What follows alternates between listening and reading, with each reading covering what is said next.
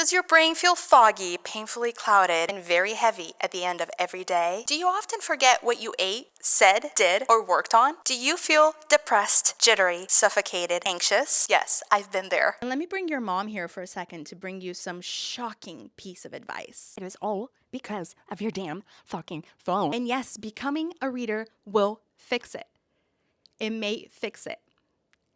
It probably could fix it. You just gotta want it enough. Hello, book person. I am another book person. And you're either a book person or someone who's planning to become a book person. Regardless, you're welcome here. My name is Julia. Welcome back to my channel. You want to be a reader in 2026 and end your doom scrolling once and for all. Maybe you were a solid reader before and the weight of your own life made you give up on it. Or maybe you grew up watching other people be avid readers and you wished you could be more like them, or you saw them as an inspiration, or you just want to look cool and hip and hop on Instagram or any other social media because reading is cool again. If you clicked on this video, I am going to take a wild guess and say you have an addiction. You most likely have a screen time of 6 to 12 hours a day, which equates to approximately 28.4 years of your entire life, if you live long enough to see 70. Scary, right? Do you fear death? Do you fear the dark abyss?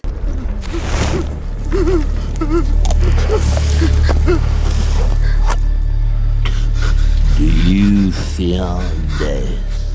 I just love that guy so much. I live in the United States of America. I have Red 40 in my cereal, microplastics, and no free healthcare. I'm also probably not gonna retire. Like, ever. And I'm turning 30 years old in May next year. Don't worry, I'm not here to be judgmental. I also struggle with my phone addiction, and I've been trying really hard to retrain myself to become a regular human being who can do regular things without my phone at all times. I remember being like 9 or 10 years old, and I would spend at least 5 minutes in the shower reading my shampoo bottle. Now when I look back at that, it's actually insane. So in this video, I'm gonna share with you some tips and tricks that helped me slow down or diminish my phone usage, but also I'm going to share a very personal story which I believe will unlock the reader in you. So let's get started, shall we? I think I want to divide this video in just like 2 simple parts. First, I'm going to give you a rapid advice section of all of the things that I've done to bring my screen time to 30 minutes a day. And then after that, I'm going to put a marker here on this video that starts my personal storytelling from my childhood and maybe some solid advice as well on what kind of book to pick up if you don't know where to start, and we'll see where we go from there, okay? I feel like some of our lives, I don't want to generalize here, have become extremely boring. We are all stuck in a daily commute, a job that we hate just so we can barely scrape by financially. And once you get home, it is really difficult for you to muster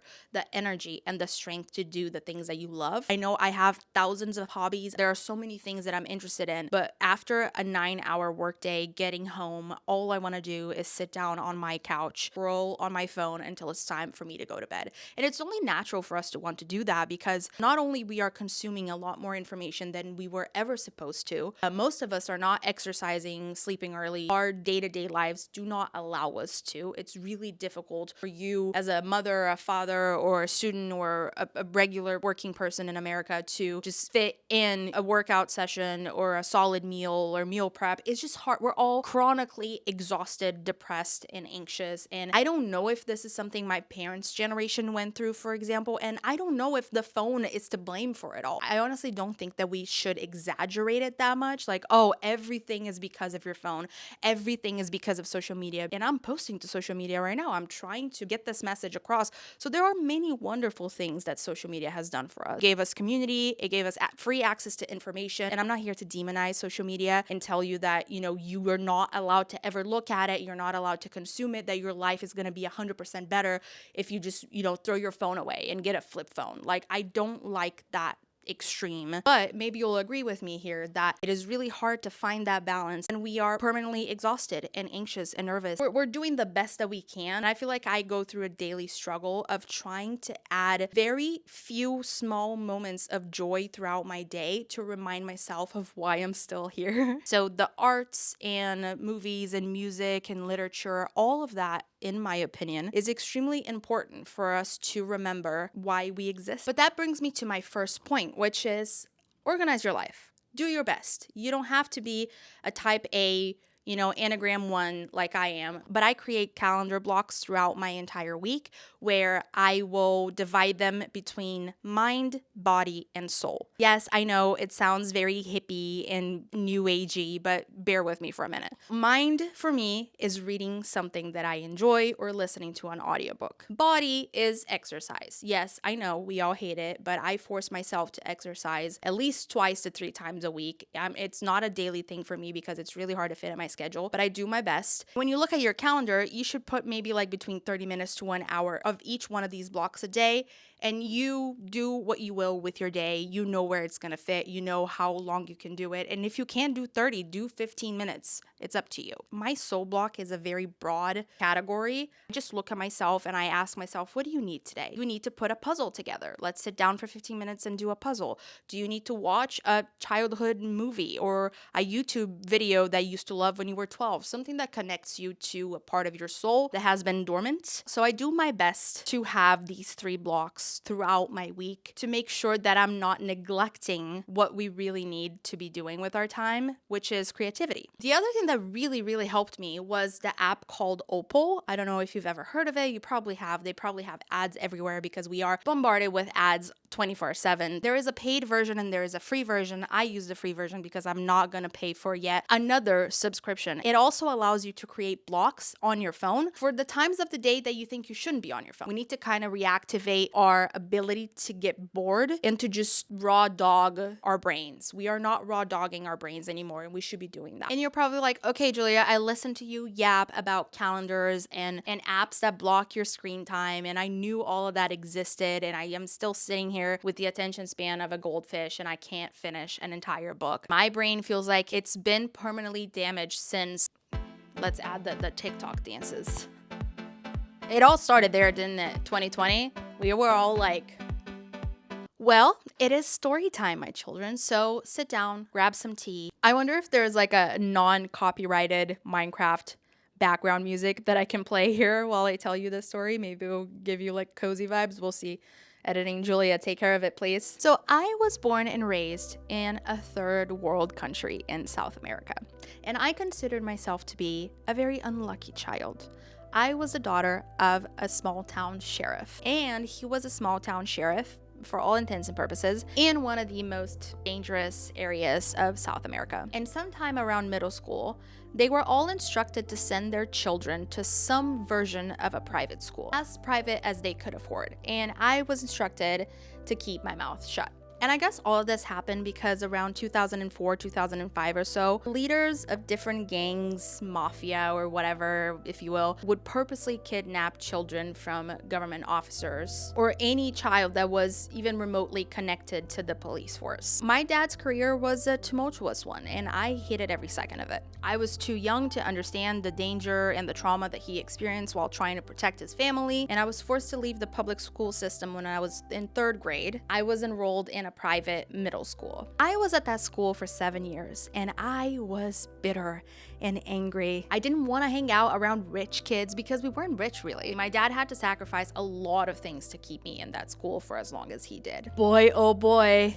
in 2005, if there's one thing rich kids are incentivized to do, is read. My school had audio speakers spread throughout every hallway, absolutely every hallway, in the gym, in the classrooms, in the bathrooms. We had a dining area where everyone would eat everywhere. We had speakers everywhere. And I feel like audio speakers that big were fairly new technology for 2005, especially for a small town in the countryside of Brazil. And religiously, twice a day, classical music would start blasting throughout the entire school at random times, mind you. No matter what class we were on, the entire school, teachers, students, cleaners, cooking ladies, everyone in the entire school was obligated to sit down, Pick up a book that we were also forced to have with us at all times. Always have a book on you because they also had an incredible library in that school. And sit down and read until the music stopped. The timers felt much longer than what they usually would feel like now as an adult, I assume,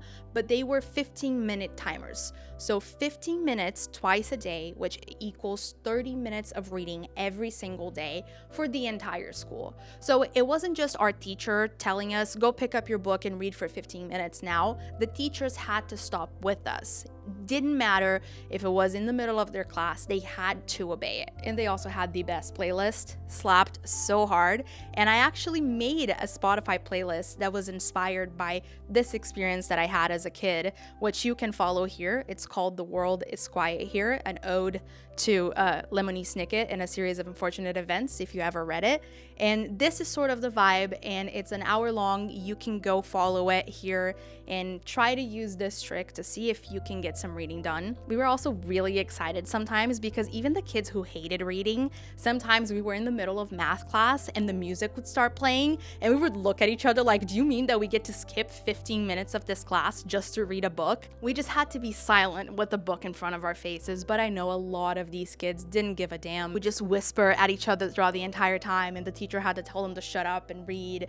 And then I remember the only time we were allowed to speak was if we had a question about the meaning of a word. I remember very vividly some of my friends would just raise their hand and be like, what does this word mean, teacher, blah, blah, blah, just to prove that they were actually reading. So it kind of became a little bit of a competition. But even the kids, like I shared, who hated reading would just be so relieved to skip 15 minutes of geography class or 15 minutes of math class or whatever it was. So it was exciting. And they also put a lot of effort into creating the environment and the vibes and the feeling.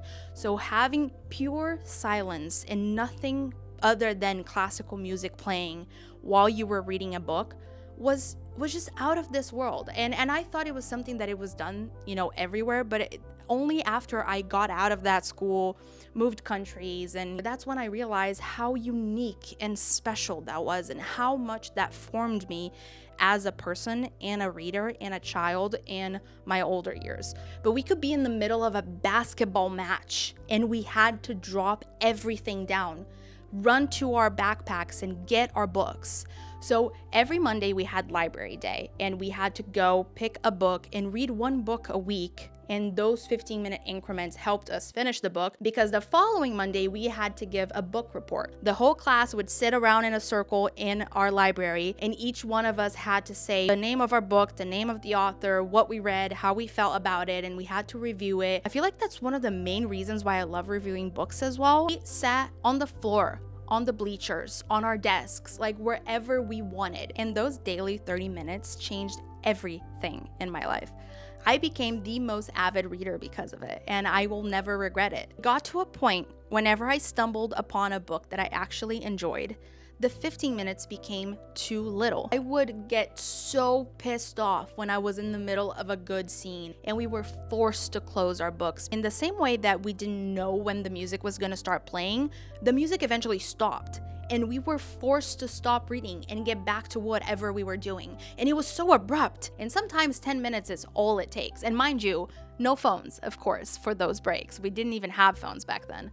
And before realizing it, there was a moment that clicked for me that I would get so anxious for the day to be over, for me to just run back home as fast as I possibly could, to keep going and to keep reading that book from that moment that I was forced to stop. And in a time where our literacy rate has been the lowest it has ever been, and where even book industries in the book world is more capitalistic by the day. I mean, we got to a point where we are making videos comparing book sales and Bookstagram and book content creators to fast fashion because we are trying to print out as many books as possible, not caring about the quality and not caring about anything other than money. But there are still incredible authors out there and there are still incredible books out there for you to discover. But we talked about this in the beginning of this video. Most days when you get to a certain age, we are all so exhausted that it feels impossible to get home and read, or wake up earlier before your day job and read. I mean, reading 20 pages before bed feels like an impossible task. But that feeling that I just described to you, is a feeling that ever since my childhood, I haven't been able to shake. And it's a feeling that I notice myself trying to recreate over and over again with most of my experiences. The feeling of losing yourself in a book for 15 minutes and being forced to stop and not being able to jump back into it and wanting to know what happens next and having to wait for the end of the day was life-changing. So basically, this is the tip I'm going to give you. You have to edge yourself into reading. That's how you're gonna make it. You're going to set timers twice a day for 10 minutes or 15 minutes, as much as you can do. Maybe you can up the increments if you get a little bit more comfortable as time goes by. But once your timer stops, you are forced to close the book. And you're going to do this every single day until 1, you finish a book, or 2, you get to a part where you do not want to stop. I feel like this was a very psychologically interesting way for them to fragment our attention and help us recover. Maybe they weren't successful with everyone. Reading is not for everyone. But for the kids that had that little seed in them since they were little, and maybe do this with your kids as well. If they're not into reading, maybe if you make it a family affair, you're gonna start playing my playlist that I just shared here with you out loud throughout the entire house, and everyone is going to be forced to stop and read for 15 minutes straight. And then you're going to force them to stop and move on with their days like nothing happened right after. Do this to yourself, do this to your friends, do this to your kids. If you're in the school system, apply this to your school. Beg whoever owns your school to let you do this and to let you like nowadays you can buy speakers anywhere. You can have a portable speaker in every single classroom. Put a classical music playlist together and tell me your results, because I would be really excited to know if this is actually successful. And I didn't even realize how manipulated I was when I was a child, and how lucky I was at the same time that this was just instilled in me so effortlessly. And it was a solid, great 10 out of 10 time. If you don't know what to read, I know that takes some time for you to develop your personal taste, but usually what I tell people to do is to decide what you like to watch and try to find similar things to what you're currently watching. Things like Stranger Things, it means that you like urban fantasy books. If you like horror movies, it means that you're gonna love thrillers and mysteries and horror books. If you like Pride and Prejudice, it means that you're going to want to read a classical romance novel. You're going to have to find your way through what you like to read.